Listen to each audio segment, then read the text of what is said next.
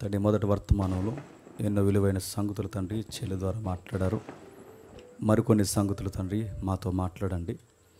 Bible యొక్క నైసర్గిక స్వరూపాన్ని అర్థం చేసుకునే ప్రయత్నం మేము చేస్తుండగా మా అందరికీ వివేచన జ్ఞానం తండ్రి అనుగ్రహించండి. ఎవరును తండ్రి వచ్చిన వారు కాలయాపనకు ఉండి వెళ్ళిపోక వినబడుతున్న సంగతులు సాక్షాత్తు సృష్టికర్త మాటలను గ్రహించి గౌరవించి తలదించి తండ్రి మీకు వారికి పడని అగాధాలు ఏమన్నా ఉంటే పూడ్చుకునే ధన్యత ఇస్తారని కోరుతూ మమ్ములను మీ బిడ్డలను అందరినీ మీ చేతులకు అప్పగిస్తూ క్రీస్తునామని ప్రార్థన సమర్పిస్తున్నాం తండ్రి, ఆమేన్. త్వరగా కొన్ని విలువైన సంగతులు విందాం. ఒక ఇమేజ్ చూస్తూ మన వాక్యాన్ని స్టార్ట్ చేద్దాం.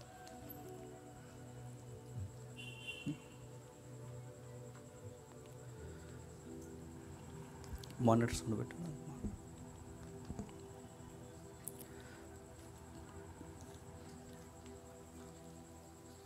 అందరికి కనిపిస్తుందా? చివరున్న వారికి ఈ రోజు నుంచి మనం ఒక సిరీస్ స్టార్ట్ చేస్తున్నాం. బైబుల్ జియోగ్రఫీ లేదా భౌగోళిక సాక్ష్యాలు. నిజానికి ఇది నేను లాస్ట్ టైమే చెప్పాలి, నా పరిస్థితులు కొంచెం ప్రతికూలం ఉండడం వల్ల నేను చెప్పలేకపోయాను. ఈ వారం నుంచి ఈ యొక్క భూభాగాల గురించి మనం మాట్లాడుకోవాల్సిన అవసరం ఉంది. బైబిల్ జియోగ్రఫీ గురించి మనం ఎందుకు మాట్లాడుకోవాలి అంటే, కొన్ని వచనాల యొక్క పరంపర దాని నైసర్గిక స్వరూపం తెలిస్తే కానీ మనకు అర్థం కాదు. నా మాటలు అందరికీ స్పష్టంగా ఉన్నాయి కదా? కొంచెం ఎరకాటంగానే ఉంటుంది ఈ సబ్జెక్ట్ ఇది, కానీ నాకు ఇలాంటివి చెప్పడం ఇంట్రెస్ట్. ఆసక్తి ఉన్న వాళ్ళు చేయొద్దండి, ఆసక్తి లేకపోయినానండి. జాగ్రత్తగా విందాం. బైబిల్ గ్రంథం కేవలం మనుషుల యొక్క చరిత్ర మాత్రమే కాదు, జియోగ్రఫీ కూడా మాట్లాడింది. వాటి జాగ్రఫీని మనం ఎందుకు, వాటి డీటెయిల్స్ మనం తెలుసుకోవాలంటే జియోగ్రఫీ డెఫినేషన్ మనకు తెలియాలి. జియోగ్రఫీ అంటే ఏంటి? దానికి ఒక అర్థం ఉంది. జియోగ్రఫీ అంటే భౌగోళిక శాస్త్రం అని. జియోగ్రఫీ అంటే ఇంకా దాన్ని విపులంగా మాట్లాడుకుంటే పర్వతాలు, నదులు, అడవులు, దానితో అనుసంధానం చేయబడిన ఎత్తులు, మెట్టలు, గుట్టలు, వీటన్నిటిని గురించి మాట్లాడేదాన్నే జియోగ్రఫీ అంటారు, భౌగోళిక శాస్త్రం. ఎందుకు వీటిని గురించి తెలుసుకోవాలంటే కొన్ని వాక్య భాగాలు నొక్కి నొక్కి నొక్కి పరిసర ప్రాంతాలని ఎక్స్పోజ్ చేస్తూ రాయబడ్డాయి. కొన్ని వచనాలు మనం చదువుతున్నప్పుడు ఎందుకు అలా రాయబడ్డాయి మనకు అనిపిస్తుంది. ఒక ఉదాహరణ చెప్తాను వినండి. మీరు సియోను కొండ వలె స్థిరంగా ఉంటారు అన్నాడు. మనం స్థిరంగా ఉంటామన్న సంగతి తెలియాలంటే ముందు మనకు సియోను కొండ అంటే ఏడు తెలియాలి. ఇంకా కొండల తట్టు నా తల ఎత్తి నాకు సహాయం ఎక్కడి నుండి వచ్చినా నేను ఎదురు చూస్తున్నాను అన్నాడు. ఎందుకు అలాంటి మాటలు? కొండల తట్టు తలెత్తి సహాయం ఎక్కడి నుండి వస్తాను ఎదురు చూడడం ఏంటి?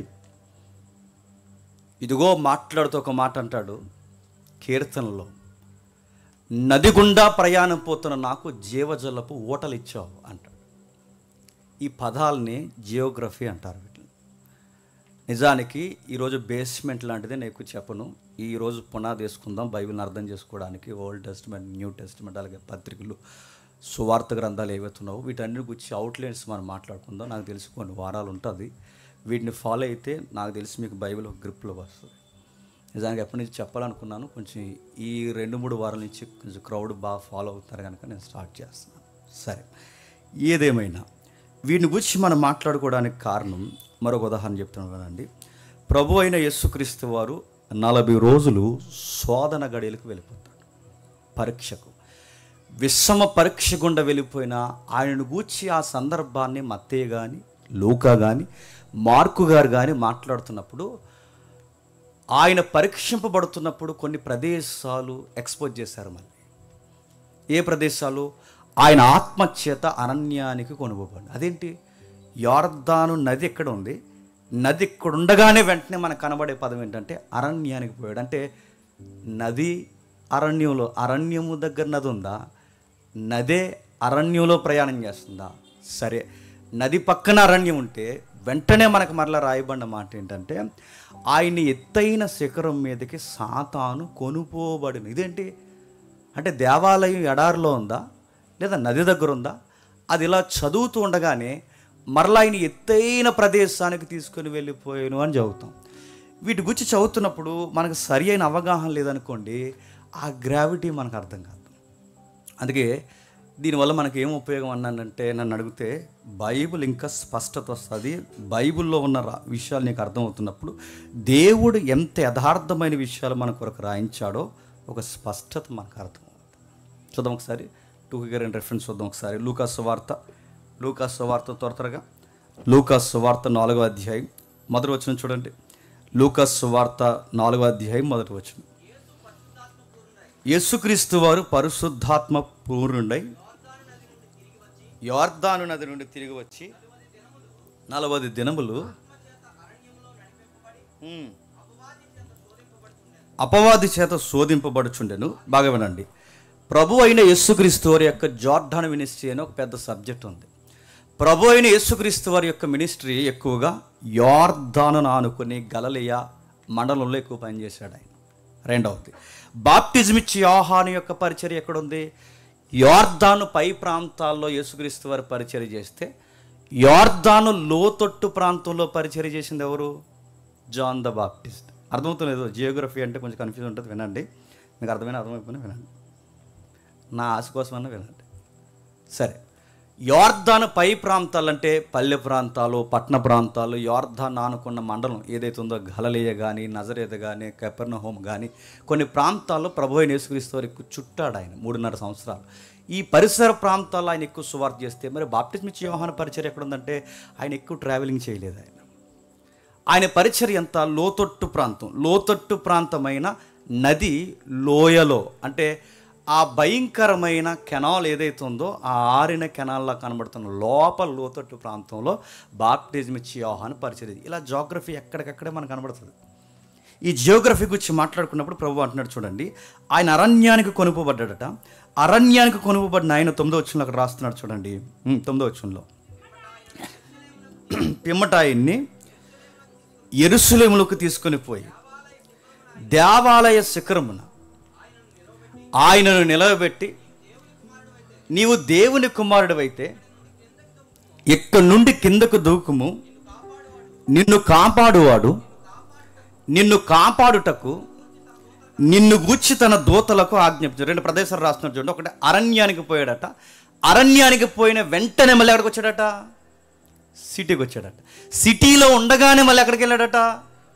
దేవాలయపు శిఖరానికి వెళ్ళాడట. దేవాలయపు శిఖరం అనగానే కొంచెం జోగ్రఫికల్ ఇమేజ్ చూద్దాం ఒకసారి. ఆ దేవాలయపు శిఖరం ఒకసారి చూడండి.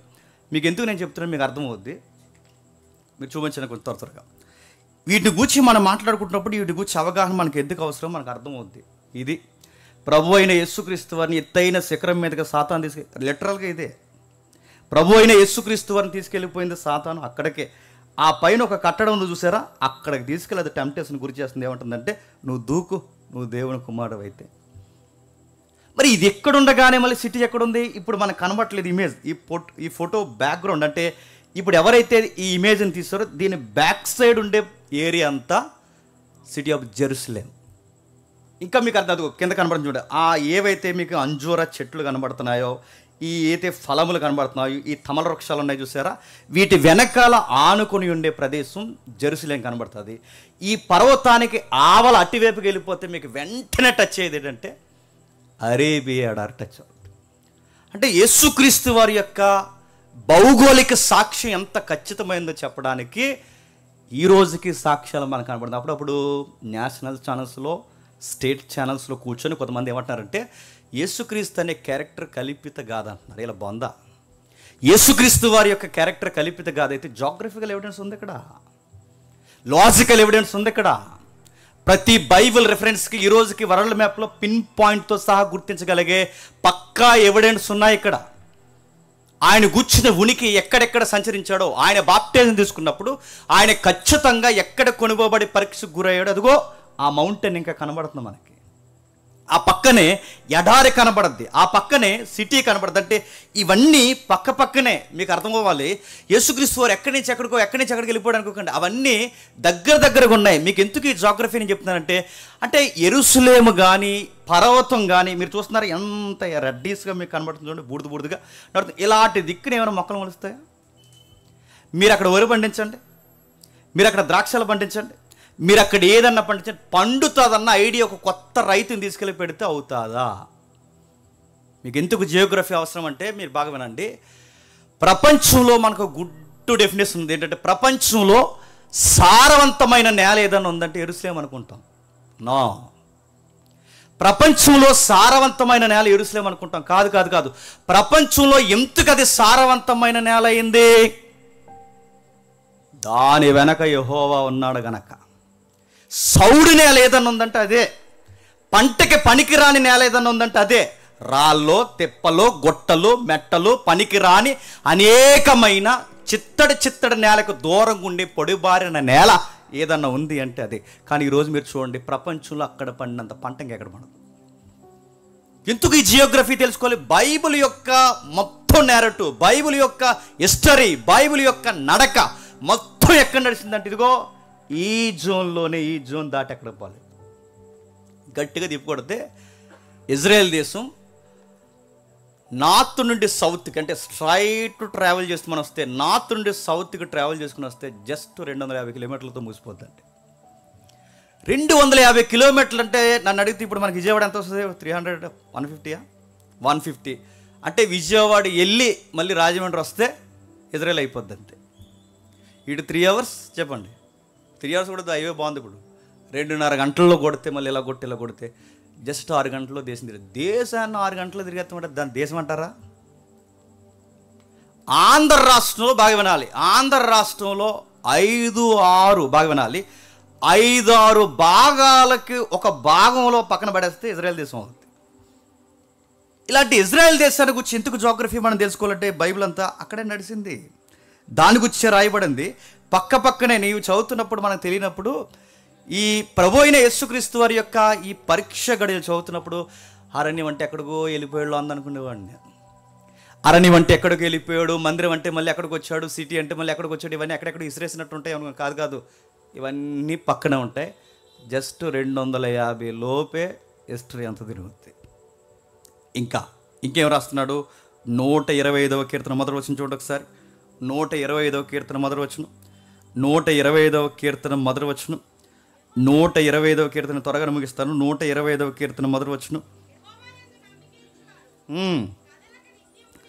యెహోవాయందు నమ్మిక ఉంచిన వారు కదలక నిత్యము నిలుచు సియోను కొండ వలె ఉందరు. ప్రశ్న అడుగుతున్నాను, చెప్పండి. ఆ ఇమేజ్ చూపించండి. ఇందాక లాస్ట్ నేను పంపించాను కదా. యెహోవాయందు నమ్మిక ఉంచిన వారు కదలకుండా ఎలా ఉంటారట? సియోను కొండ వలె ఉంటారు. ఇప్పుడు ప్రశ్న, సియోను కొండ అంటే చచ్చారు ఈరోజు నా చేతిలో, చెప్పండి. సియోను కొండ అంటే మరలా సీనాయి కొండ తెలుసా తెలీదా? సీనాయి కొండ మీద ఏం జరిగింది? మోసే గారు 40 రోజులు అక్కడుండి 10 ఆజ్ఞలు తీసుకున్నాడు. ఆ సీనాయి కొండే సియోను కొండ అని అనకండి, అది వేరేది వేరు. మరలా సియోను కొండ అనగానే బాగా ఉండండి. సియోను యెరూషలేము, ఈ పదాలు ఎక్కడ ఉంటాం కదా. సియోను యెరూషలేము, సియోను యెరూషలేము, సియోను పట్టణమా, యెరూషలేము పట్టణమా, సియోను పట్టణమా, యెరూషలేము పట్టణం వింటాం. సియోన్ అంటే ఏంటంటే అలా మీకు ఒక మౌంటైన్, అదే ఆ కొండ కనబడుతుంది చూడండి. మొత్తం తమ్ముడు ఏరో మార్క్ తిప్పుతున్నాడు చూడండి. ఆ కనబడుతున్న ఈ ఎత్తైన నేల, ఈ కన్స్ట్రక్షన్ కింద ఉన్న ఆ ల్యాండ్ అంతటిని ఏమంటారంటే సియోను కొండ అంటారు. ఈ సియోను కొండ మీద కట్టబడిన సిటీయే యెరూషలేము. అందుకే సియోను పట్టణం అన్నా యెరూషలేమే, యెరూషలేము పట్టణం అన్నా సియోను పట్టణమే, సియోను పట్టణం అన్న యెరూషలేమే, యెరూషలేము పట్టణం అన్న సియోను. ఇప్పుడు బాగా వినండి. బండ మీద కన్స్ట్రక్షన్ జరిగితే స్ట్రాంగ్గా ఉంటాయా ఉండవా? ఇసుకలో కన్స్ట్రక్షన్ జరిగితే స్ట్రాంగ్గా ఉంటాయా? బండ మీద కన్స్ట్రక్షన్ జరిగితే స్ట్రాంగ్గా ఉంటాయా? ప్రభు చెప్పిన ఎగ్జాంపులే. బండ మీద కట్టబడిన పట్టణము స్థిరముగా ఉండును. ఇప్పుడు చెప్పండి, సియోను పట్టణం వలె నీతిమంతుడు స్థిరముగా ఉంటాడంటే నువ్వు దేవుడు చెప్పినట్టు జీవించి దేవుని ఆజ్ఞలు పాటించి దేవుని దీవునికి దగ్గరగా ఉంటే తుఫాన్లు వచ్చినా ప్రమాదాలు వచ్చినా ప్రకృతి వైపరీత్యాలు ఎంత విలయతాండం చేసినా నీ లైఫ్లో నీ గుడారం కానీ నీ జీవితం కానీ ఇంచు కూడా కదలనడానికి వాడిన జోగ్రఫికల్ ఎగ్జాంపుల్ చెప్పండి, సియోను కొండ వల్లే ఉంటారు. అంటే మీకు అర్థమవుతుంది అంటే ఒక విషయాన్ని మనం ఇంత నిగూఢంగా అర్థం చేసుకుంటే వాక్యం దావీదు గారు అన్నట్టు మనకు ఎలా ఉంటుందంటే కొవ్వు మెదడు దొరికినట్టు. కొవ్వు మెదడు అంటే ఏంటని అడగండి, అదో కర్రీ. ఆ రోజుల్లో బెస్ట్ కర్రీ అనమాట. వాళ్ళు బాగా చేస్తారు కర్రీ. మనం వండితే ఇంకా అంతే సంగతులు అనుకోండి, వాళ్ళు బాగా వండుతారు. వాళ్ళు ఉండే కర్రీస్లో బెస్ట్ కర్రీస్ ఏంటంటే కొవ్వు మెదడు. అంటే వాళ్ళ యొక్క మేకలను కానీ గొర్రెలను కానీ ఎక్సెట్రా బిగ్ వాళ్ళ ఉన్నాయి కదా, వాటిని కానీ వాటి వండినప్పుడు వాళ్ళ యొక్క టేస్ట్ని ఎక్స్పోజ్ చేస్తూ, అంటే నీ వాక్యము కొవ్వు మెదడు వలె ఉంది, నీ వాక్యము జుంతే తేనె ధారల్లా ఉంది, నీ వాక్యం ఎప్పుడు అలా ఆ ఫీల్ ఎప్పుడు వస్తుంది చెప్పండి. వాక్యం చదువుతున్నప్పుడు 2 4 చెప్పండి, 3 3 9 అని చదివితే రాదు. అలా చదివితే మనకి కొన్ని రోజులు సబ్జెక్ట్ ఏమో చెప్పండి బోర్ అవుద్ది. కానీ మన సబ్జెక్ట్ని ఆస్వాదిస్తూ చదివనుకోండి వాక్యం మనకు అలా ఉండదు తెలుసా, తెప్పరు వెళ్ళినట్టు. మీకు ఎప్పుడు ఎగ్జాంపుల్ చెప్తాను మళ్ళీ ఒకసారి వినండి. చిన్నప్పుడు ఒక అడ్వర్టైజ్మెంట్ వచ్చేది, గంగా సీలింగ్ ఫ్యాన్ అని. మీరు అన్నారు లేదో, రాసి అనుకుంటాను వచ్చేది. అప్పుడు ఆ గంగా సీలింగ్ ఫ్యాన్ కింద కూర్చుంటుంది ఆవిడ, టక్కమైన సైడ్లో వేసిపోద్ది. ఇలా హిమాలయాలకు పోతుంటుంది, అలాగే సముద్రంలో పోతుంటుంది, పొలాల్లో పోతుంది. చైర్తోనే ఆ చైర్ అలా పోతుంటుంది, ఇలా పోతుంటుంది, ఇలా పోతుంటే గంగా సీలింగ్ ఫ్యాన్ వేసుకుంటే అలా వెళ్ళిపోయినట్టు ఉంటుంది అన్నమాట. అది నిజమో కదా నాకు తెలియదు, కానీ నిజంగా నువ్వు బైబిల్ని ఈ కోణంలో అర్థం చేసుకుంటూ చదివితే నీ గదిలో ఉండగానే నువ్వు సియోను కొండ మీదకి వెళ్ళి వచ్చినట్టు ఉంటుంది. నీ గదిలో ఉండగానే ఎర్ర సముద్రం పాయలైపోయినట్టు ఉంటుంది. నువ్వు బైబిల్ని ఆ విధంగా అర్థం చేసుకుంటూ చదివితే, మళ్ళీ చెప్తున్నాను, జలప్రలయం మన గదిలోకి అలా వచ్చి మళ్ళీ వెళ్ళిపోయినట్టు. బైబిల్ని అలానే చదవాలి, అలానే అర్థం చేసుకోవాలి. అందుకే ఇప్పుడు చెప్తున్నాడు, సియోను కొండ వలె మీరు స్థిరంగా ఉంటారన్నాడు. ఎందుకు ఇలాంటి మాటలు మాట్లాడుతున్నాడంటే ఆయన చెప్పే మాటలు ఎంత ఖచ్చితమైన మాటలు అని చెప్పడానికి ఆయన వాడుకున్న పదాలు భౌగోళిక శాస్త్రాన్ని ఎక్కువ ఉపయోగించాడు. నెక్స్ట్ ఏంటి బైబిల్ చరిత్రలో ఎక్కువ రాయబడిన ప్రదేశాలంటే కొండలు, గుట్టలు, అరణ్యాలు, ఎడార్లు, వీటి మధ్య బైబిల్ చరిత్ర జరిగింది. ఇంకా వీటి మధ్య ఇశ్రాయేలు చరిత్ర జరిగింది. ఇలాంటి ప్రదేశాన్ని బాగా వినాలి. కొండలు, గుట్టలు, అదిగో మీకు కనబడుతున్నాయి కొండలు, గుట్టలు. ఇప్పుడంటే కట్టేశారు కాబట్టి మీకు నీట్గా కనబడుతుంది, కానీ అవి లేనప్పుడు మీరు ఒకసారి ఊహించుకోండి. కొండలు, గుట్టలు, ఎడార్ల మధ్య ఇజ్రాయెల్ చరిత్ర జరిగితే కొండలు, గుట్టలు, మెట్టలున్న ప్రదేశాన్ని పాలుదేలు ప్రవశించు పాలస్తీనా, క్షమించండి, పాలుదేలు ప్రవశించు ఇజ్రాయెల్ అనొచ్చా చెప్పండి. ఇలాంటి మెట్ట ప్రాంతం మనకు ఒక ఎకరం ఇస్తాను అనుకోండి, ఏమంటామండి? ఏమంటాం చెప్పండి. అలాంటి కొండ, రాతి కొండ మనకు ఒక ఎకరం రాసిస్తాను అనుకోండి, మన మామగారు ఏమంటారు? మీరు సూపర్ మామ అంటారా? గుట్ట ఏం చేసుకుంటాం? కానీ గమనించండి, ఇలాంటి వాటిని పాలు తేనెలు ప్రవశించు కానాను అనొచ్చా? కానీ అన్నాడు, పండని రాతి నేలని పాలు ప్రవశిస్తాయి, తేనె ప్రవశిస్తుందని ఆయన ఎలాగంటున్నాడు? ఇజ్రాయెల్ దేశం ప్రపంచంలో సారవంతమైన నేలని ఎప్పుడు అనుకోకండి. ఇంకా చెప్పిన, వర్షాలు లేకపోతే వాళ్ళకి పంటలు ఉండవు, మంచు లేకపోతే వాళ్ళకి పంట ఉండదు. అందుకే ఏలియా పనిష్మెంట్ ఇస్తున్నప్పుడు ఏం ఆపేయాడు తెలుసా? 3.5 సంవత్సరాలు ఆగిపోను కాక. ఎందుకు పనిష్మెంట్ అక్కడ ఎందుకు ఇస్తున్నాడు? వాళ్ళకి నది ఉందనుకుంటారు, దేశం మధ్యలో నది ఉందంతే, ఆ నదిని పైకి నీరు ఎక్కించలేరు. ఎందుకంటే యోర్దాను నది లోతట్టు నది. ఇప్పుడంటే టెక్నాలజీ ఉందనుక బోరేసి అదేసి ఇదేది పైపేసి పైకి లాగొచ్చేమో, కానీ ఆ రోజుల్లో లోతట్టు ప్రాంతంలో ఉన్న నీటిని పొలాల్లోకి ఎక్కించడం జరిగే పనా? నది ఉన్నది బురద నది, అంతంత మాత్రం నది. ఇంకా నేను చెప్తున్నాను, వాళ్ళకి వర్షాలు పడకపోతే పరిస్థితి. అందుకే ఏలియా గారు కానీ ప్రవక్తలు కానీ వచ్చినప్పుడు దేశం మీద వర్షం పడదని ఎందుకనేవారంటే ఇలా వర్షాభావం మీద ఆధారపడేవారు. అందుకే వాళ్ళ జియోగ్రఫీ చదువుతున్నప్పుడు ఎందుకు దేవుడు అడుగడుగున ఇలాంటి వచనాలు రాయించాడంటే వాళ్ళకి బుద్ధి రావాలి, మనకు కొన్ని గుణపాఠాలు తెలియాలి. వీటిని గూర్చి రాస్తున్నప్పుడు దేవుడు ఎంత ప్రశిష్టమైన ప్రణాళిక కలిగి ఇజ్రాయెల్ దేశాన్ని ఆశీర్వాదకరంగా మార్చడం మనకు తెలియాలి. ఇంకేం చెప్తున్నాడు? ఇలాంటి పరిస్థితుల్లో ఉన్న వీరిని మాట్లాడుతూ ప్రపంచంలో ఇంత విచిత్రమైన వికారమైన ప్రదేశాల మధ్య ఈ దేశం ఉంటే, అంటే జాగ్రఫికల్గా అంత కంఫర్ట్ జోన్ ఏం కాదు. ఎప్పుడు ఏ నేల మంచిది చెప్పండి? మన ల్యాండ్ ఉంది కదా రాజమండ్రి, అటు పశ్చిమ గోదావరి కానీ, ఇప్పుడు అన్నీ కలిసిపోయినండి, పశ్చిమ గోదావరి కానీ ఇటు తూర్పు గోదావరి, మన రైస్ బౌల్ ఏరియా అంటారు. రైస్ బౌల్ స్టాండర్డ్ జీకేలు అడుగుతారు కదా, స్టేట్ జీకే అడిగినప్పుడు చెప్తారు కదా రైస్ బౌల్ ఏరియా ఏంటని, డాట్ అని 4 బిట్లు ఇస్తాడు. ఆ బిట్లు ఇచ్చినప్పుడు మనకు చెప్తాడు రైస్ బౌల్ ఏరియా తెలుసా, మనది ఈస్ట్ గోదావరి. ఎందుకు అన్నపు పాత్ర అయింది, భోజనపు పాత్ర అయింది?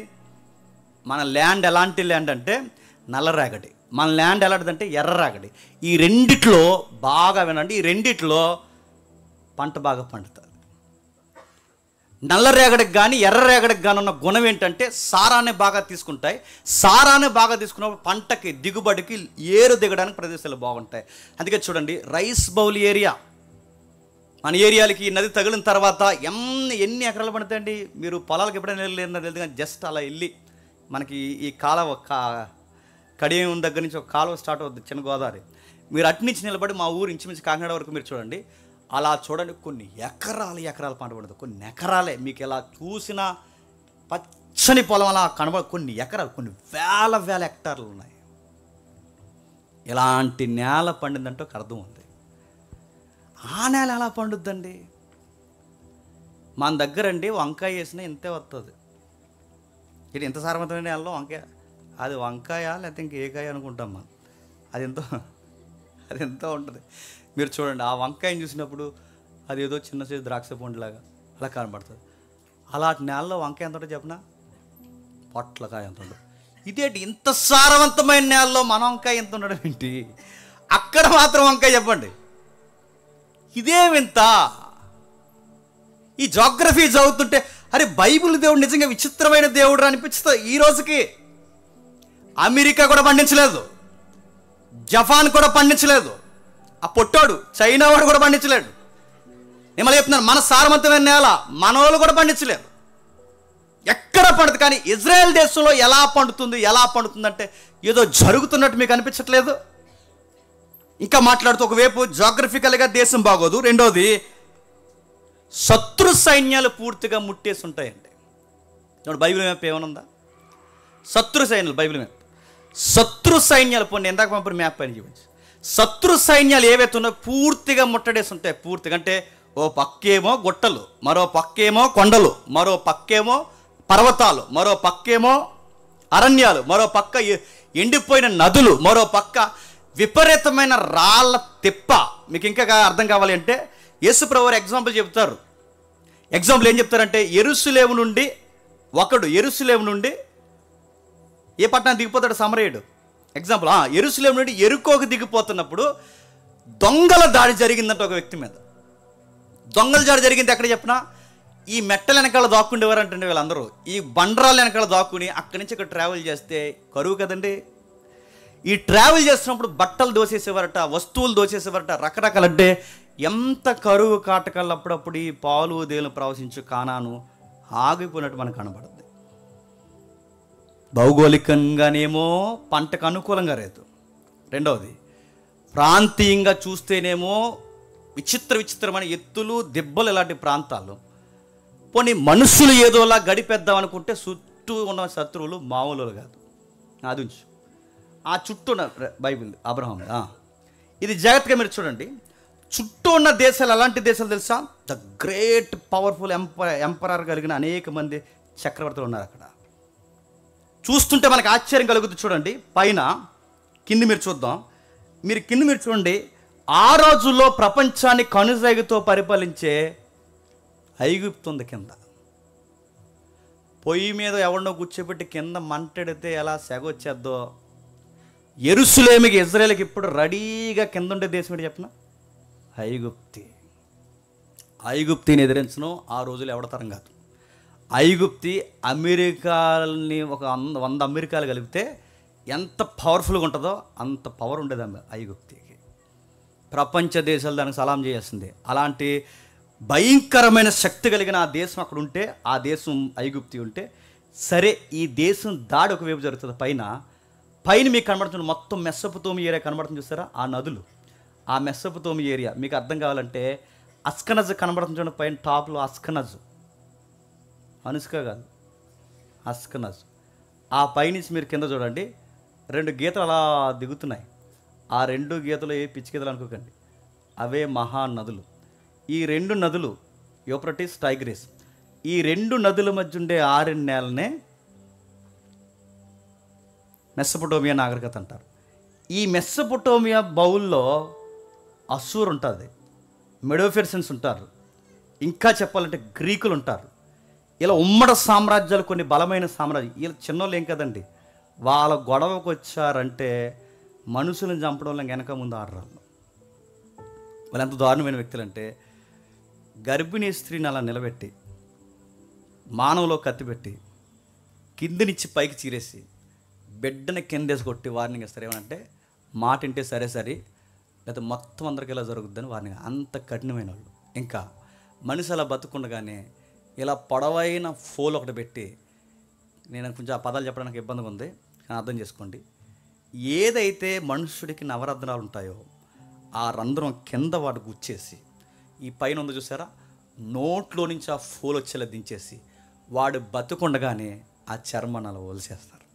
ఈ మాస్ వార్నింగ్లు బైబిల్లో మీరు చదువుతున్నప్పుడు, అస్సూరియన్స్ యెరూషలేము ముందు తిష్ట వేసిరి అని చదువుతాం చూసారా, తిష్ట వేసి, అదిగో చూడండి, అది అస్సూరియన్స్ యెరూషలేము ముందు తిష్ట వేసిరి అని చదువుతాం చూసారా. తిష్ట వేయడం అంటే టెంట్ వేసారని కాదు, చెప్పండి. టెస్ట్ వేసారంటే సోలం దించేశారని, టెస్ట్ వేసారంటే వార్నింగ్ ఇచ్చారండి. టెస్ట్ వేసారంటే చూడండి, ఆడ మగ ప్రతి ఒక్కరిని ఇలా చంపి ఆ డెమో చూపించనేవారట. వింటే సరే సరే చెప్పండి, వినకపోతే ఇలా సీరేస్తామనేవారట. ఈ దేశాలన్నీనేమో పైన ఉన్నాయి. ఏవి? మెస్సొపొతేమియా పైన, అదిగో చూడండి ఎంత దారుణంగానో, మనుషుల్ని, స్త్రీలని, పురుషుల్ని, అదిగో స్త్రీ ఎంత దారుణంగా చూడండి, నొసల్లోంచి వచ్చేలాగా వెళ్ళబడతారు చూడండి, ఎంత దారుణంగా పొడిచేసి, ఎంత దారుణంగా వార్నింగ్లు ఇస్తారట. వీళ్ళందరూ ఎవరంటే మెస్సొపొతేమియాలో ఉన్నారు. అస్సూరియన్స్ కానీ, నినేవే క్యాపిటల్ అంతా చూస్తారా, అస్సూరియన్స్ కానీ, బాబిలోనియన్స్ కానీ, మెడోఫెర్సియన్స్ కానీ, గ్రీక్స్ కానీ, వీళ్ళందరూ పైన. ఇవి కూడా చాలా పవర్ఫుల్ దేశాలండి. ఇవి పైనేమో వాళ్ళు ఉన్నారు, కిందేమో ఐగుప్తి ఉంది. ఇప్పుడు బాగానండి, పైన వాళ్ళు, కిందేళ్ళు. ఈ రెండు మహాసామ్రాజ్యాల మధ్య చిన్న పిచ్చుకలో ఉన్న దేశం ఏదో తెలుసా? ఇజ్రాయెల్. మీకు అర్థమవుతుందో లేదు? ఈ 2 మహాసామ్రాజ్యాల మధ్య అంటే వాడు తుమ్మినా ఇజ్రాయెల్ మీద పడుతుంది, ఈడు తుమ్మినా ఇజ్రాయెల్ మీద పడుతుంది. పోనీ ఇజ్రాయెల్ ఏమైనా సౌఖ్యమైన నేల? కొండలు, మెట్టలు, గుట్టలు, సముద్రాలు, అరణ్యాలు, భయంకరమైన ఉపయోగం లేని డెడ్ సీ ఎక్కడ ఉందిగా, మృత సముద్రం, ఉపయోగం లేని నీటి ఎద్దడున్న ప్రదేశాలు. ఇలాంటి ప్రదేశాల్లో ఇజ్రాయెల్ ఈ రోజుకి నెంబర్ 1 ఉండడం అనేది ఒక గ్రేట్ అండి. ఇప్పటికీ విచిత్రంగా అనిపిస్తుంది, ఇప్పటికీ ఆశ్చర్యం అనిపిస్తుంది. ఎలా ఉంది? బైబిల్ గొప్పదని తెలియాలంటే ఖచ్చితంగా నీకు ఈ జాగ్రఫీ అర్థమైతేనే ఈ దేవుడి యొక్క గొప్పతనం ఏంటి నీకు అర్థమవుద్ది. ఇంత విచిత్రంగా ఇజ్రాయెల్ దేశాన్ని ఈ రోజుకి నడిపిస్తున్నాడు. సముద్రపు నీరుని ఈ రోజుకి డ్రింకింగ్ వాటర్గా మార్చేసిన దేశం ఆ దేశమే. మనకి డ్రింకింగ్ వాటర్ తినకూడదు. మనకి ఈ రోజుకి చూడండి, నెంబర్ 1 pH వాల్యూ వాటర్ దిగుమతి చేస్తారు వాళ్ళు. 1 కాదు 2 కాదు. వాళ్ళు జాగ్రఫీ చదువుతుంటే పైనేమో ప్రదేశాలు ప్రమాదమైనవి, కిందేమో ప్రదేశాలు ప్రమాదమైనవి. ఊహించొక మాట చెప్తాను వినండి. వీళ్ళు ఎప్పుడైనా పొరుగు రాజ్యాలు గొడవ దిగితే, ఎవరు? ఐగుప్తీలు పొరుగు రాజ్యాన్ని గొడవ దిగారు అనుకోండి. ఇప్పుడు ఐగుప్తి పైన అస్సూరు సామ్రాజ్యం ఉంది. ఐగుప్తి పైన సిరియా పక్కన ఇది ఒక బల్లింపోటిది. ఇజ్రాయేల్ దేశానికి భయంకరమైన దేవతలను అలవాటు చేసిన దేశం ఏదైనా ఉందంటే సిరియా. దాని క్యాపిటల్ డమస్కస్, మనకు తెలుసు కదా. ఈ దేశం వాళ్ళు చాలా చెడిపోయారు వాళ్ళు. పైగా మీరు ఇజ్రాయెల్ అనగానే మొత్తం ఇజ్రాయెల్ అనుకోకండి, జార్డాన్ అసలు సంబంధమే లేదు. ఇప్పటికీ జార్డాన్ కలపడానికి చాలా కష్టం. ఎందుకు చెప్పినా, జార్డాన్ ఏరియాలో ఎవరు ఉండేవారు ఆ రోజుల్లో?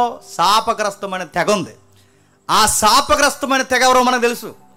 ఆ లోతు గారు అమ్మాయి ఉందిగా, ఆ అమ్మాయిలు పుడతారుగా. ఎవరు వాళ్ళు? అమోనీయులు, మోయాబీలు. వీళ్ళకి శాపం ఉంది, వాళ్ళ ల్యాండ్కి కూడా శాపం ఉంది. అందుకే చూడండి, అన్ని ఎల్లగొట్టిన యెహోషువ కాలంలో అన్ని దేశాలు, అన్ని ప్రాంతాలు ఎల్లగొట్టినా వీళ్ళని మాత్రం ఎల్లగొట్టలేకపోయారు. ఎందుకు ఎల్లగొట్టలేకపోయారు చెప్పినా, వాళ్ళు ఎంతో బీరకైపిస్తుంది కదా వాళ్ళకి. ఆ బీరకాయ పీసు ఉండడం వలన వీళ్ళు జాలి కలిగి ఉన్నారో ఎందుకున్నారో మొత్తం మీద ఉన్నారో తెలియదు, కానీ ఆ రోజు జయించలేని ప్రాంతాన్ని ఈరోజు కూడా కలుపులేకపోతున్నారు. సరే, అటేమో భౌగోళికంగా అనుకూలం లేదు, రెండేమో శత్రువుల నుంచి సెక్యూరిటీ లేదు. ఇలాంటి ప్రదేశాల్లో ఉన్నప్పుడు ఐగుప్తి గొడవకు దిగింది అనుకోండి. ఐగుప్తి ఇజ్రాయెల్తో కాదు గొడవ, బాగానండి, ఐగుప్తి ఇజ్రాయెల్తో కాదు గొడవ. పై ప్రాంతంలో ఎవరున్నారు? సిరియా, ఇంకా పైకి వెళ్ళండి, పెద్ద సామ్రాజ్యాలు. స్పందించండి, చెప్పండి. అసూరియన్స్, బాబులోనియన్స్, మెడోఫెర్షియన్స్, గ్రీక్స్, ఎవరైతే ఉన్నారో అందరూ పైన ఉన్నారు. ఇప్పుడు ఐగుప్తి ఆ పెద్ద రాజ్యాల మీద గొడవ దిగింది అనుకోండి, బాగా వినాలి. ఐగుప్తి కింద నుంచి పెద్ద రాజ్యాల మీద గొడవ దిగింది అనుకోండి, రూట్ మ్యాప్ ఎటు నుంచి ఉంది చెప్పండి? ఖచ్చితంగా ఇజ్రాయెల్ దేశాన్ని తొక్కెళ్ళాలి. అర్థమవుతుందో లేదు? ఐగుప్తి అస్సూరు మీదకి, ఐగుప్తి మెడోఫెర్షియన్స్ మీదకి, ఐగుప్తి గ్రీక్స్ మీదకి జెండా ఎగరేస్తే ఖచ్చితంగా అది ఏ బోర్డర్ను తొక్కెళ్ళాలి, ఏ దేశాన్ని తొక్కెళ్ళాలి? ఇజ్రాయెల్ని టచ్ చేసి వెళ్ళాలి. అంటే ముందు వాళ్ళని కొట్టాలంటే చెప్పండి, ముందు వాళ్ళని డిప్ప కొడితే కానీ అక్కడ వే దొరకదు. రెండవది, పోనీ ఆ ఉమ్మడి సామ్రాజ్యాలన్నీ ఒక్కటైపోయి ఐగుప్తి మీద గొడవ దిగాయి అనుకోండి, మళ్ళీ వాళ్ళకు రూట్ ఎటు? ఆడికి కోపం వచ్చినా వీళ్ళకే ప్రమాదం, ఈడుకు కోపం వచ్చినా చెప్పండి వీళ్ళకే ప్రమాదం. పాడి పంటలకు అనుకూలమైందంటే అది లేదు, వర్షాలు ఎక్కువ పడతాయంటే అది కష్టం, పూర్తిగా సారవంతమైన నేల అంటే కాదు, మధ్యధరా సముద్రం తీర ప్రాంతం తప్ప మిగిలినంతా ఎడారి దెబ్బలు గుట్టలు తప్ప దేనికి పనికిరాదు. ఇంకా మాట్లాడుకుంటే ఎత్తైన పర్వతాలు తప్ప ఇంకేమీ లేదు. అంటే సారవంతమైన నేల అంటే అది లేదు, పోనీ శత్రువులకు దొరకిన ప్రాంతం అంటే అది లేదు. ఇలాంటి విచిత్రమైన ప్రమాదకరమైన ల్యాండ్ను దేవుడిచ్చన్నాడట. దిస్ ఈజ్ ప్రామిస్ ల్యాండ్ అన్నాడు. ఇది ప్రామిస్ ల్యాండా చెప్పండి? ఇది వాగ్దాన భూభాగం మీకు ఇస్తున్నాను అన్నాడు. నడుతున్నాను రోజు గొడవలు వచ్చేసే దగ్గర ఇది నీకు రాసి ఇచ్చానంటే అలా ఉంటుందండి. అటే ఇప్పుడు బాంబు ఇట్టేసేసి ఇటు నుంచి అటు బాంబు వేస్తే ఎక్కడ నీకే తీసుకు ఇక్కడే ఉండి అన్నాడు అనుకోండి, ఎలా ఉంటాం? ఇప్పుడు పాకిస్తాన్ కందిరేగా, పాకిస్తాన్కి ఆపోజిట్ కూడా ఎవడో మనమే ఉన్నాం. ఇంకా పాకిస్తాన్ వాడు కన్నా ప్రమాదకరమైన ఇంకా ఉన్నాడు కదా ఆఫ్ఘనిస్తాన్. వీళ్ళిద్దరు చుట్టాలే కానీ బాగానండి. వీళ్ళిద్దరు గొడవ వచ్చిందనుకోండి, అటు ఆఫ్ఘనిస్తాన్కి పాకిస్తాన్కి మధ్యలో మనకు ఒక ఎకరం రాసి ఇచ్చారనుకోండి, ఎలా ఉంటుందండి? ఇది వాగ్దాన భూభాగం. తీసుకో. నిద్ర ఉన్నప్పుడు ఆడే హత్తుంటాడు, నిద్ర లేసినప్పుడు ఈడే హత్తుంటాడు, ఎక్కడికెక్కడ బాంబులే హత్తుంటాడు. ఇది అసలు ప్రామిస్ ల్యాండ్ అంటారు దాన్ని. కానీ దేవుడు అన్నాడట, ఇది వాగ్దాన భూభాగం నీకు ఇస్తున్నా అన్నాడు. ఏంటబ్బా దేవుడు ఎలాంటి విచిత్రమైన ల్యాండ్ ఇచ్చాడంటే మీరు చూడండి, విచిత్రంగా ఉంటుంది. ఇంకా చెప్పాలి అంటే ఆ రోజుల్లో పోటీ పడిన నేలలో అటు మెసొపొతేమియా కానీ కింద ఈజిప్ట్ కానీ, ఈరోజుకి వింతేడు చెప్పనా, అంత పెద్ద సివిలైజేషన్ కలిగిన ఈజిప్ట్ ఈరోజు లేదండి. అదే వింత. అంత పెద్ద సామ్రాజ్యం కలిగిన ఐగుప్తు ఈరోజు లేదు, ఎడారైపోయింది. భయంకరమైన ఎడారిగా సందర్శన ప్రాంతంగా మారిపోయింది. ఫరోస్ లేరు, రాజదర్బార్ లేదు, ప్యాలెస్లో లేవు, గిజా స్టిల్ ఉంది కానీ మనుగడకు పనిచేయదు. ఇంకా మీరు చూడండి, వారి యొక్క వెల్కమ్ గేట్స్ ఏవైతే ఉన్నావో, సింహపు ద్వారాలు ముక్కులు రాయిపోయి చెవులు ఎగిరిపోయి ఉన్నాయి. మీరు చూడండి, ఐగుప్తు యొక్క మహాసామ్రాజ్యం యొక్క విస్తరించిన సామ్రాజ్యం ఏది అంటే ఎడారి పాలైపోయింది. ఐగుప్తులో ఇంత ఉంటుందండి ఇజ్రాయెల్ దేశం, ఇంత ఐగుప్తులో కలిపితే ఇంత ఉంటుంది ఇజ్రాయెల్ దేశం. కానీ ఇంత పెద్ద ఐగుప్తి మాయమైపోయింది, కానీ ఇజ్రాయెల్ ఈ రోజుకి ఉంది. అది వింత. నెక్స్ట్, పైన అస్సూరియన్ లేదు, బాబిలోనియన్స్ లేదు, గ్రీకులు లేరు, ద గ్రేట్ అలెగ్జాండర్ లేడు, ఇంకా మహాసామ్రాజ్యాలు లేవు, అవేవీ లేవు. పైన ఉన్న ఆ ప్రదేశాలు మాయమైపోయాయి, కిందున్న ఈ ప్రదేశాలు మాయమైపోయాయి. చిన్న కందిరీగలో ఉన్న మాత్రం అది ఇంకా ఉంది మనకి. ఎలా దేవుడు ఏం చేస్తున్నాడు? వీటి యొక్క సామ్రాజ్యాలు మాయమైపోతున్నా, తుఫాన్లకు మాయమైపోయాయి, భయంకరమైన ప్రకృతి వైపరీత్యాలకు మాయమైపోయాయి, ఎన్నో దేశాలు నదీ పరివాహక ప్రాంతాల్లో కలిసిపోయాయి. కానీ ఇజ్రాయెల్ దేశం ఇంకా ఉంది. ఎందుకుంది? ఏం మాట్లాడుతున్నాడు? దీని గురించి ఎందుకు ఇలా మనకు చెబుతున్నాడంటే, మీకు ఇంకా బాగా అర్థం కావాలి అంటే ఒక మ్యాప్ మీరు ఒకసారి చూడండి. వీడి కూర్చిన వర్షాభావాన్ని గురించి ఒకసారి మాట్లాడదాం. ఒకసారి మ్యాప్ చూడండి. ఎడం వైపునేమో మన బైబిల్ మ్యాప్ చూపించు. ఎడం వైపునేమో అమీబాలో ఒక పెద్ద సముద్రం కనబడుతుంది. అమీబా అంటే ఏంటంటే ఇంకా అంతే సంగతులు. ఇంకా అమీబా అంటే ఆకారం లేదు, ఒకటి ఉంది కదా జీవి, అమీబా. ఆ మహాసముద్రం చూస్తారా, దాని పేరు మెడిటేరియన్ సీ, మధ్యధరా సముద్రం. ఈ ప్రాంతానికి ఏదైతే బొగ్గ అంటే ఆ సముద్రానికి బొగ్గ ప్రాంతం ఉందో, ఇజ్రాయేల్ బొగ్గ దానికి టచ్ అయితే ఆ తీర ప్రాంతంలోనే అప్పుడప్పుడు ఆ సముద్రం నుంచి లేచి మేఘాలు అలా కురిసాయి. అంతే. అక్కడి నుంచి కొంచెం అలా దూరం జరిగారనుకోండి, కుడివైపుకి వర్షాలు ఉండవు, ఏముండవు. కుడివైపునేమో పూర్తిగా ఎడారి, ఎడం వైపునేమో పూర్తిగా ఉప్పు సముద్రం. నా మాట అర్థమవుతుంది లేదు. కుడివైపునేమో పూర్తిగా ఎడారి, ఎడం వైపునేమో పూర్తిగా సముద్రం, మధ్యలోనేమో నది పేరుకు మాత్రమే ఉంది, కానీ అది పైకి ఉండదు. నది పేరు ఏంటి చెప్పండి? యార్దాన్ నది. అది రెండుగా చీలిపోద్ది. ఇలాంటి పరిస్థితుల్లో మీరు చూడండి, ఇది వాగ్దాన భూభాగం ఎలా అయ్యింది? ఇజ్రాయెల్ దేశానికి దేవుడు ఇది వాగ్దానం అని ఎలా అంటున్నాడు? ఇలాంటి కొండల మధ్య. ఇంకా మీకు బాగా అర్థం కావాలంటే, ఉత్తర భూభాగంలో కర్మేల్ నుంచి స్టార్ట్ అవుద్ది. కర్మేలు పర్వతం. కర్మేల్ అనగానే మీకు టక్కమని స్ట్రైక్ అవ్వాలి. ఒక పాయింట్ చెప్పాలి. కర్మేలు పర్వతం అది ఎవరు?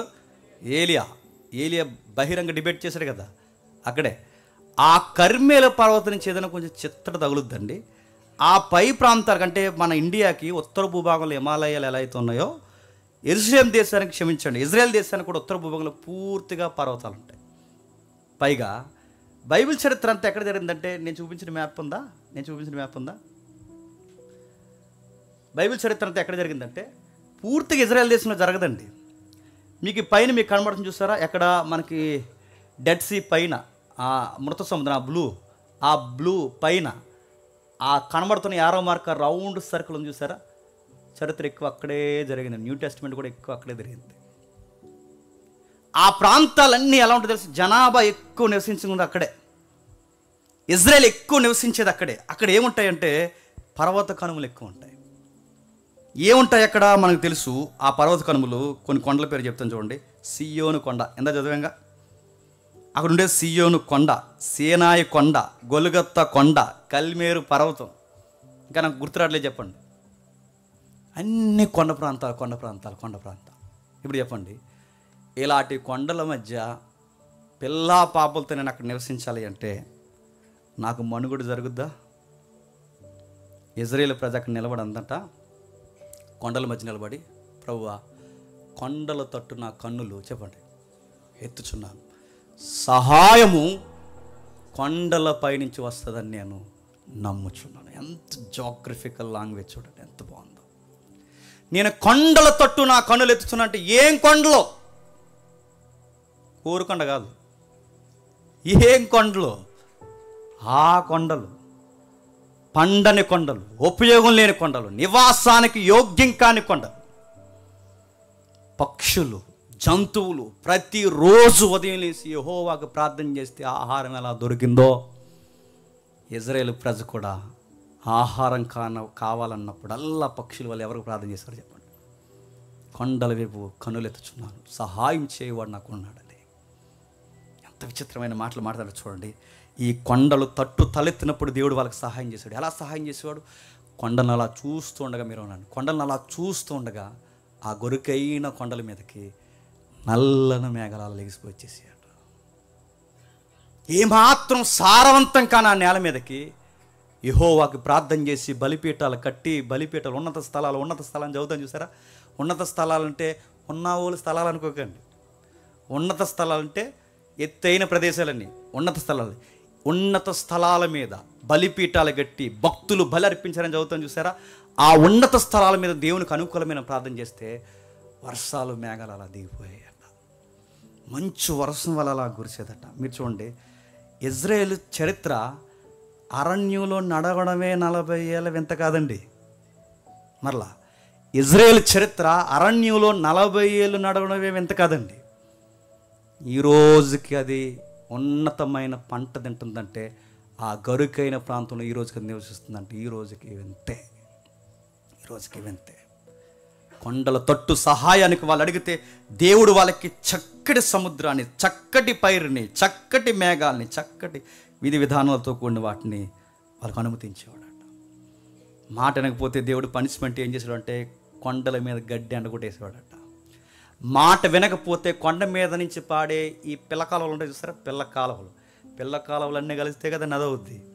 ఆ పిల్ల కాలువలను ఆపేసేవాడట, నది ఆపేసేవాడట. ప్రవక్తలను పంపించి ఆ పర్వతం మీద నిలబెట్టి పారుతున్న నదులను ఆపేమని చెప్పేవాడట. మోసే చెయ్యెత్తితే కార్యక్రమం ఒకటి, చెయ్యి దించితే కార్యక్రమం ఒకటి, ఏలియా చెయ్యెత్తితే కార్యక్రమం ఒకటి, చెయ్యి దించితే కార్యక్రమం ఒకటి.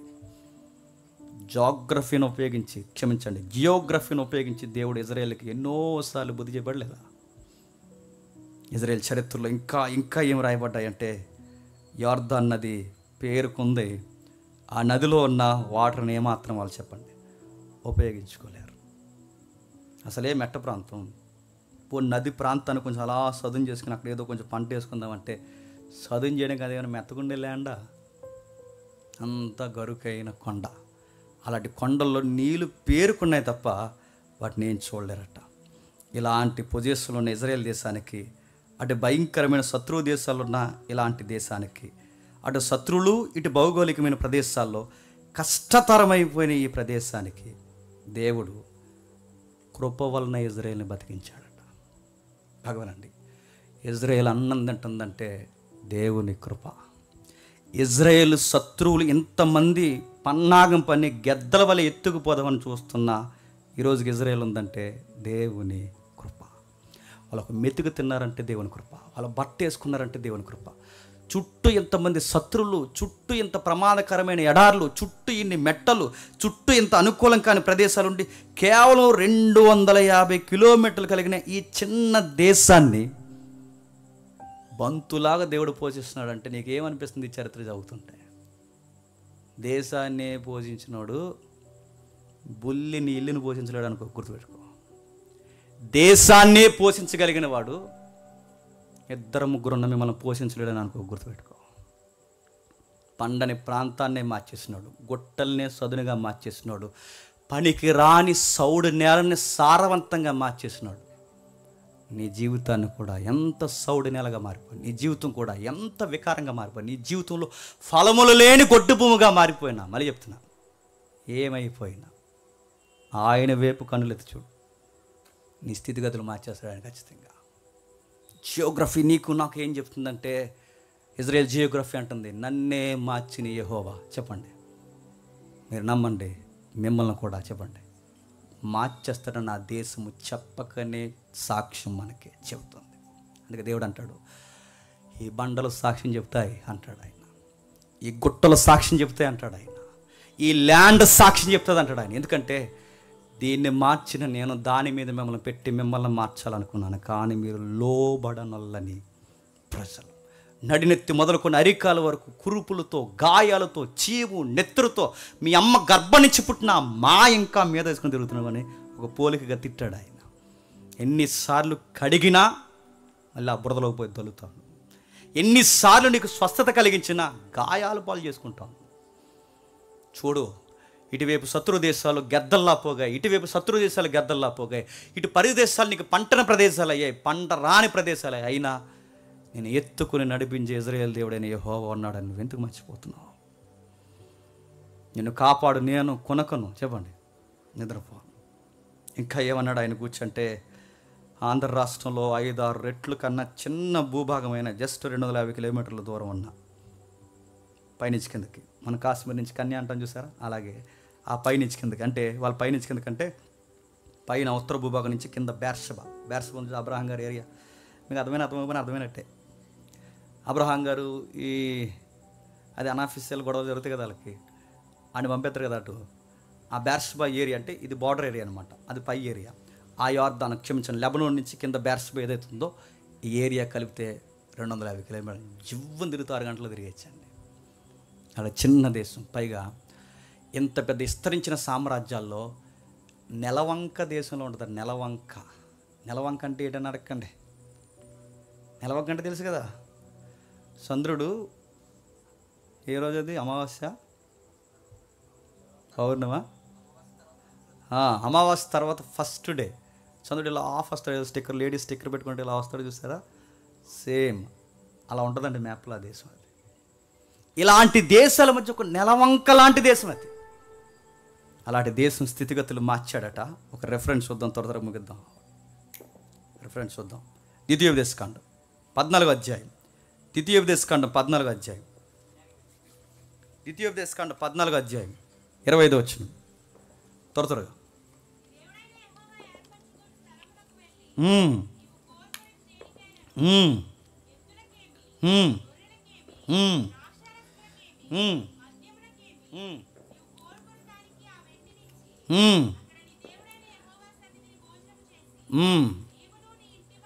నీవును నీ ఇంటి వారిని. ద్వితీయోపదేశకాండం 14:25 వచ్చినవనా?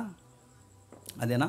సరే, చెబుతున్న మాట అక్కడ ఒక మాట ఉంటుంది, మిస్ అయింది అనుకుంటాను. దాను మొదలుకొని బేర్షెబా వరకు అని ఉంటుంది. ఏంటట? దాను మొదలుకొని అంటే పై ప్రాంతంలో ఏది దాను, కింద ప్రాంతంలో ఏది బేర్షెబా. దాను మొదలుకొని అంటే కాశ్మీర్ నుంచి చెప్పండి కన్యాకుమారిని ఎలాగంటాం, ఇజ్రాయేల్కి బార్డర్ ఎలాగో తెలుసా? దాను మొదలుకొని బేర్షెబా వరకు ఈ ఏరియాని దేవుడు అన్నాడట ఆశీర్వాదకరంగా మార్చేస్తాడు. చిన్న భూభాగాన్ని గొప్ప ప్రణాళికలతో మార్చి. నాకు విచిత్రంగా అనిపిస్తుందండి. మీరు ఎప్పుడైనా ప్రపంచ మ్యాప్ మీరు చూస్తున్నారు లేదో నాకు తెలియదు, కానీ ఈసారి కనబడినప్పుడల్లా దాన్ని అలా చూస్తున్నాను. అప్పుడప్పుడు దాన్ని అలా చూస్తే కొన్ని విషయాలు మనకు అలా గుర్తుంటాయి.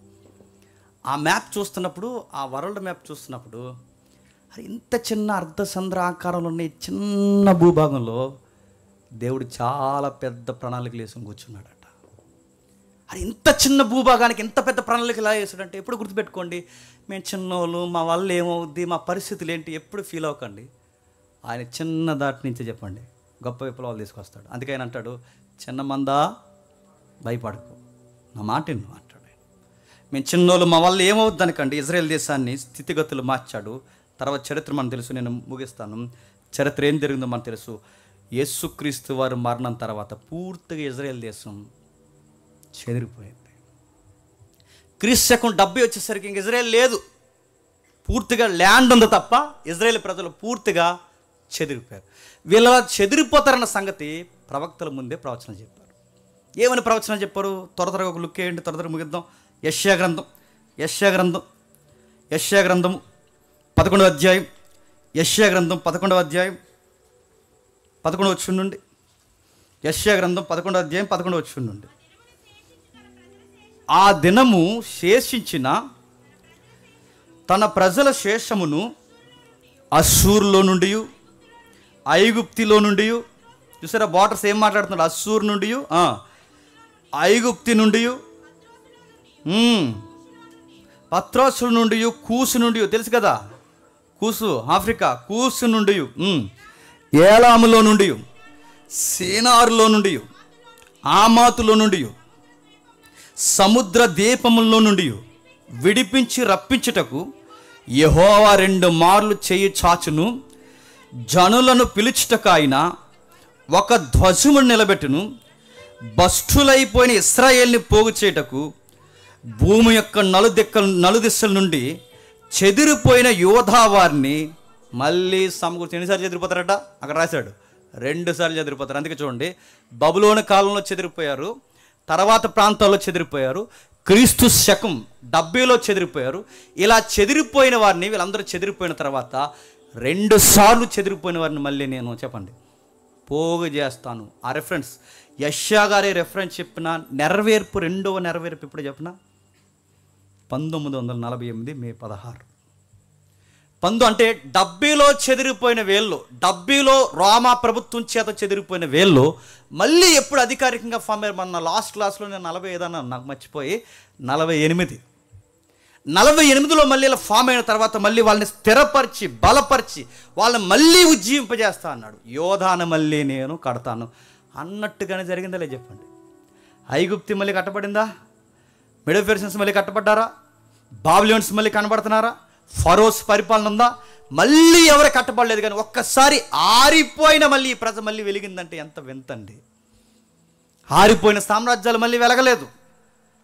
సౌలులు కానీ ఇంకెవరైతే ఉన్నారో మనకి పరిపాలన, మన రాష్ట్ర పరిపాలన, సౌలు పరిపాలన కానీ ఇంకా నాకు గుర్తురావట్లేదు.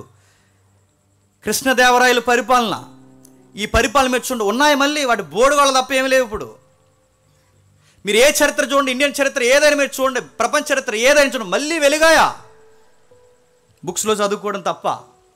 కానీ మీరు చూడండి, పూర్తిగా ఆరిపోయిన సమాజం మళ్ళీ వెలిగిందంట.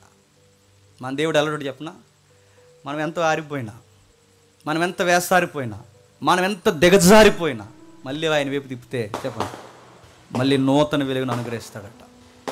నూతనమైన కార్యాలు మన జీవితంలో జరిగిస్తాడట. మళ్ళీ గొప్ప కార్యాలు జరిగించదుగో, మళ్ళీ నిన్ను కడతాడు. దేశాన్నే కట్టినోడు నీ కుటుంబాన్ని కట్టలేడా? దేశాన్నే కట్టినోడు నీ జీవితాన్ని కట్టలేడా? దేశాన్నే కట్టినోడు నీ పరిస్థితులు కట్టలేడా? దేశాన్నే బాగు చేసిన వాడు నేను బాగు చేయలేడా? ఇజ్రాయేల్ చరిత్ర చెప్పుకోవడానికి ఏం బాగుందంటే చదువుతుంటే భయం వేస్తుంది. ఈరోజు డెవలప్ అయిపోయింది కనుక ఇప్పుడు ఇల్లు ఉండడానికి అక్కడ ఏ పని చేసినా నెలకి 1 lakh శాలరీ. అక్కడ బాత్రూమ్ కడిగిన అక్కడ నెలకి 1 lakh శాలరీ. అక్కడ సీనియర్స్ అయితే 150. ట్రై చేయండి ఏమన్నా. నెలకి 1,50,000 జీతం అక్కడ. జస్ట్ అక్కడ ఎవరైనా ఇస్రాయేల్ దేశంలో వయసు అయిపోయిన వృద్ధులు ఉంటారు చూస్తారా, వాళ్ళని చూసుకోవడానికి దాన్ని ఏదో అంటారు, కేర్ టేకర్. ఆ ఉద్యోగం చేయడానికంటే 1,50,000 రూపాయలు శాలరీ తీసుకుని జస్ట్ ఆ బామను అలా చూస్తే చాలు, ఏ బామ తిన్నావా, ఏ స్నానం చేసావా అంటే అయిపోయింది అంతే. నెలకి 1,50,000 వచ్చేది మనకి జస్ట్ వాళ్ళని చూసుకుంటే. ఎందుకంటే ఇజ్రాయేల్కుంటే గొప్ప గుణం ఏంటంటే, మీ తల్లిదండ్రులను చెప్పండి నిష్ఠూర పెట్టకడానికి ఆజ్ఞ చాలా సీరియస్గా తీసుకుని అంత శాలరీ ఇచ్చేయాలని సరే పేరెంట్స్ని చూస్తారు వాళ్ళు. ఎందుకంటే నీ తల్లిదండ్రులు నిష్ఠూర పెడితే దేవుడు అన్నాడు, చెప్పండి, నీ ఆత్మ హఠాత్తుగా ఆరిపిస్తాడు. అది వాళ్ళకి భయం, వాళ్ళకి ఆజ్ఞ. నువ్వు సక్సెస్ అవ్వాలంటే నీ పేరెంట్స్ని ఏడిపించకని చెప్తాడు. అందుకే వాళ్ళు ఎంత శాలరీ ఇచ్చి కూడా వాళ్ళు చాలా జాగ్రత్తగా కాపాడతారు. ఇప్పటికి మనకు అనిపిస్తుంది, ఈరోజు ఇంత డెవలప్ అయిపోయింది కనుక ఆ దేశానికి అందరూ వెళ్ళడానికి, అక్కడ ఉండడానికి, అక్కడ పౌర హక్కును కూడా సాధించడానికి ఎంత తహతహలాడుతున్నామే. ఏమీ లేనప్పుడు అక్కడికి వెళ్ళి ఉండమంటే ఉంటావా? ఏమీ లేనప్పుడు అక్కడికి వెళ్ళి ఉండమంటే, నీకు ఈ ల్యాండ్ అంత ఇచ్చేస్తున్నావంటే నువ్వు నేను నమ్మలేదు. కానీ విశ్వాసులకు తండ్రి అయిన చెప్పండి అబ్రహాము నమ్మేశాడు. నమ్మకమైన దేవుణ్ణి నమ్మేశాడు. నన్ను అడిగితే ఇజ్రాయేలు కానాను భూభాగం కన్నా అబ్రహాం గారు ఊరు 100 రెట్లు బాగుంటుంది తెలుసా? ఎందుకంటే నదీ పరివాహక ప్రాంతం. అబ్రహాం గారు ఊరు ఉంది కదా, ఆ ఊరు యూఫ్రటీస్ పక్కనే ఉంటుంది. యూఫ్రటీస్ పక్కనే కాబట్టి నదీ పరివాహక ప్రాంతం కనుక మన గోదావరి ఉన్నట్టు ఉంటుంది అక్కడ, మహానది. అలాంటి ప్రాంతం మంచి ల్యాండ్. అలాంటి ల్యాండ్ నుంచి దేవుడు ఇడిపించి ఏ ల్యాండ్ ఇచ్చాడట? గొట్లు, మెట్లు, అరణ్యము, నల్ల సముద్రం, చెత్త చెదారం ఇదంతా ఉండి అబ్రహాం అన్నాడట, ఇదే ప్రామిస్ ల్యాండ్ తీసుకో అన్నాడట. అబ్రహాం ఇలా దూరం నుంచి చూసి వందనాలు చెప్పి, ఎటకరం కాదు వందనాలు చెప్పి, నీ వాగ్దానం చాలా బాగుంది ప్రభా, అయినా ఈ ల్యాండ్ అంతా నాకు వద్దు కానీ ఆ పక్కకు పోయి గుడారం వేసుకుని బతికేస్తా అన్నాడంట. వాళ్ళ భక్తుల మాటలు కానీ, ప్రభు యొక్క వాగ్దానాలు కానీ, ఆ నెరవేర్పులు కానీ, ఆ క్రియలు కానీ నేను అడుగుతున్నాను. ఇజ్రాయేల్ దేశం అరణ్యంలో 40 ఏళ్ళే నడిచిందేమో కానీ నేను అనుకుంటాను లైఫ్ లాంగ్ ఇజ్రాయేల్ వింతలోనే బతుకుతుంది. ఎప్పటికీ ఇంత ప్రపంచంగానే బతుకుతుంది. యెరెమీయా 29 ఇంటికి వెళ్ళి చదవండి, 14 వచ్చును. యెహెజ్కేలు 20 అధ్యాయం 14, క్షమించండి, యెహెజ్కేలు గ్రంథం 4 అధ్యాయం 20 అధ్యాయం 41, 42 వచనాలు చూడండి. ఎజ్రా 1 అధ్యాయం 3 వచనం ఇంటికి వెళ్ళి చూడండి. ఇవన్నీ ప్రవచనాలు. ఇజ్రాయేల్ మళ్ళీ కడతా, ఇజ్రాయేల్ మళ్ళీ కడతా, ఇజ్రాయేల్ మళ్ళీ కడతా, ఇజ్రాయేల్ మళ్ళీ కడతా, ఇజ్రాయేల్ భూభాగాన్ని మళ్ళీ సారవంతమైన భూభాగంగా మార్చేస్తా అన్నాడు.